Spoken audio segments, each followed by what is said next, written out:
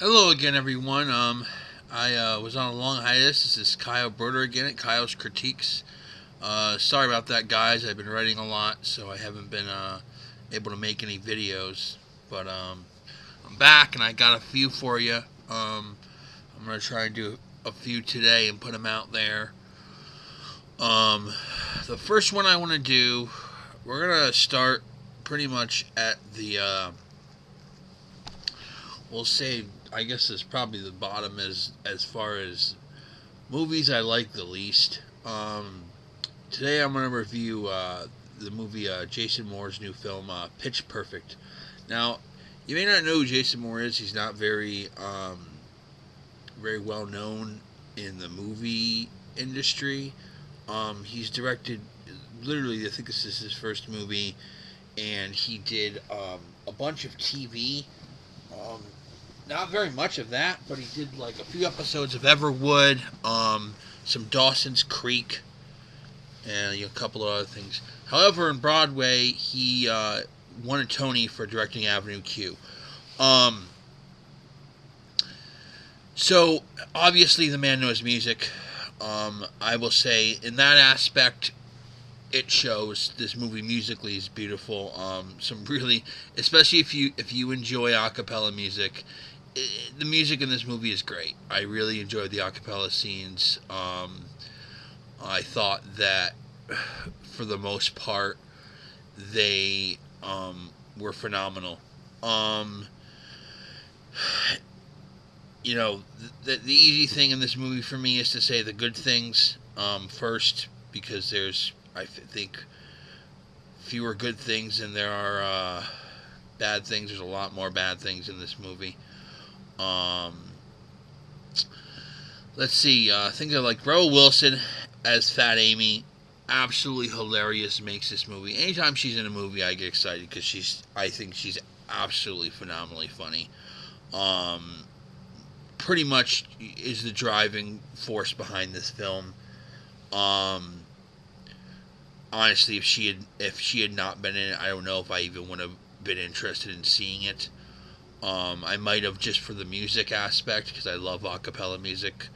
Um, and that's what's cool about this and unique that this film has, is it's the a cappella type thing and not just Glee show choir. That's very different. If you're coming in this thinking, oh, it's like Glee, it's not like Glee, because first off, Glee has accompaniment. A cappella and choir is a very different thing. I know I sound like a total hipster snob saying this, but it is true. Um, so yeah, Rebel Wilson, great. Adam Devine also as the leader of the group that is opposing the main group, the Bard and Bellas, the Troublemakers, plays Bumper. He's quite hilarious. Just stare. You just hate him, but you love him at the same time, because he's absolutely awful. But it's hard not to like him a little bit. Those are pretty much the two main performances that you really could care about. Anna Kendrick, I could care. I'm not gonna say she was terrible. Like, it was okay. It was one of those things where it's like, yep, you're in the movie, you're the main character, but like, I mean, half the time you're like, she's got all these problems that are kind of imaginary problems, and these like everyday things that happens to everybody, and you're supposed to feel terrible for her that she pushes everybody away and treats everyone like garbage. Where it's like, there's not really much, when you find out the reason for it. There's not really much of a reason for it. Um, let's see.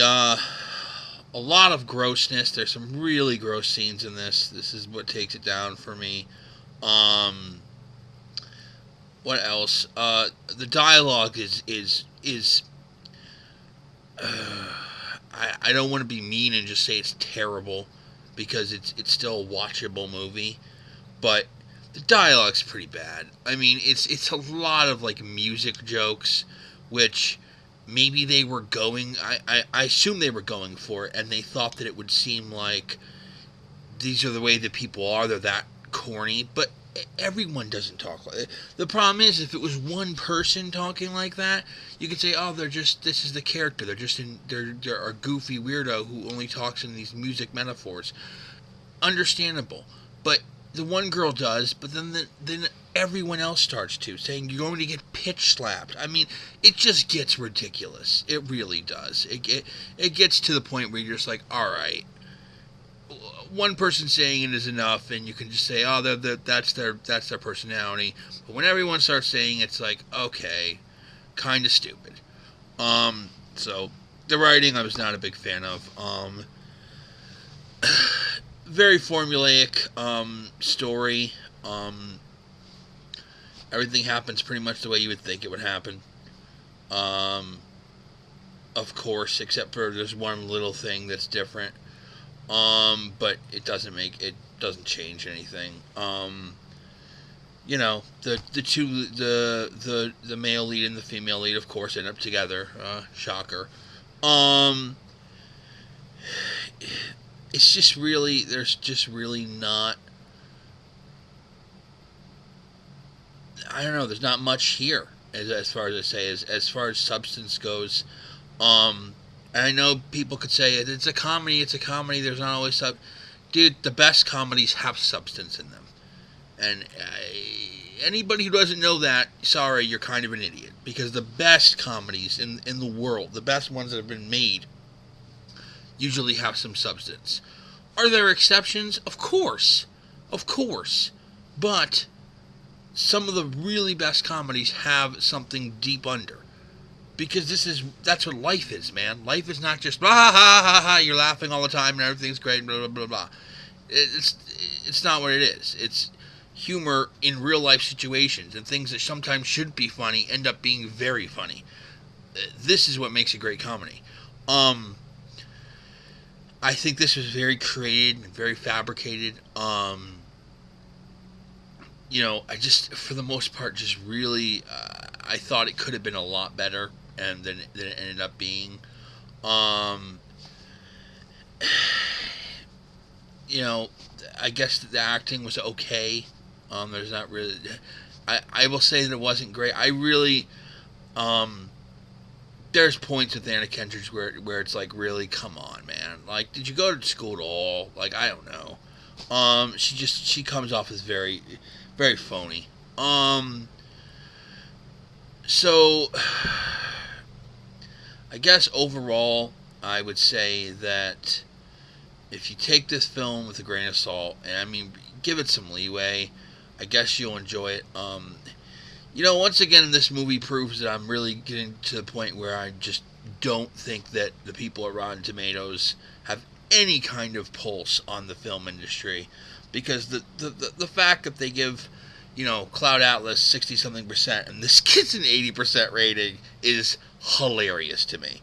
Because I don't think you can simply say, oh, it's about music, so the music's all that matters, everything else sucks, but we're giving it 80% because of that. That's ridiculous. That's absolutely ridiculous. And, you know, anyone from Rotten Tomatoes, if you see this, I'd feel free to send me comments, because I'd love to respond to you.